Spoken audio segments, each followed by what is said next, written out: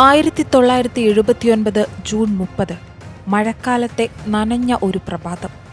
കേരളത്തിന്റെ ടൈറ്റാനിക് എന്നറിയപ്പെടുന്ന MV കൈരളി എന്ന ചരക്കുകപ്പൽ 20,583 ടൺ ഇരുമ്പായിരു വഹിച്ചുകൊണ്ട് 23 മലയാളികൾ ഉൾപ്പെടെ 51 ജീവനക്കാരുമായി മർമഗോവയിൽ നിന്ന് ജിബൂട്ടി വഴി കിഴക്കൻ ജർമ്മനിയിലെ റോസ്റ്റോക്കിലേക്ക് യാത്ര പുറപ്പെടുന്നു.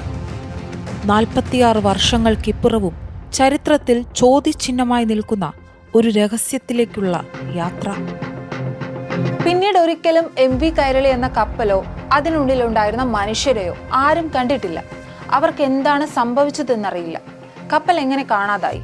കടൽ അതിന്റെ ആഴത്തിലേക്ക് കൈരളിയെ കൊണ്ടുപോയോ? അങ്ങനെയെങ്കിൽ അവശിഷ്ടങ്ങൾ എവിടെ?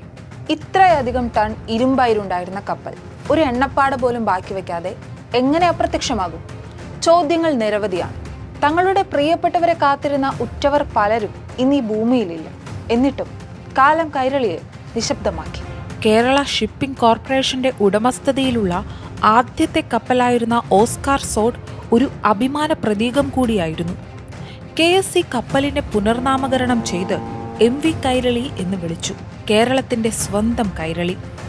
1976 മുതൽ 79 വരെ 3 വർഷക്കാലം ചരക്കുകളുമായി കൈരളി ലോകത്തുടനീളം സഞ്ചരിച്ചു.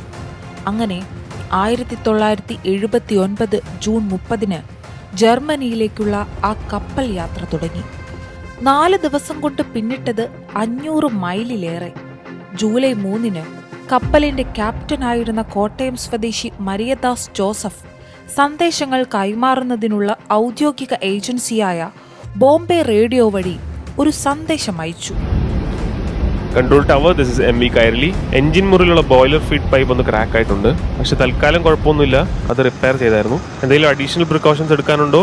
ഓവർ. ഇത് MV കൈരളിയിൽ നിന്നും കേൾക്കുന്ന അവസാന ശബ്ദമായിരിക്കുമെന്ന് ആർക്കും അറിയില്ലായിരുന്നു.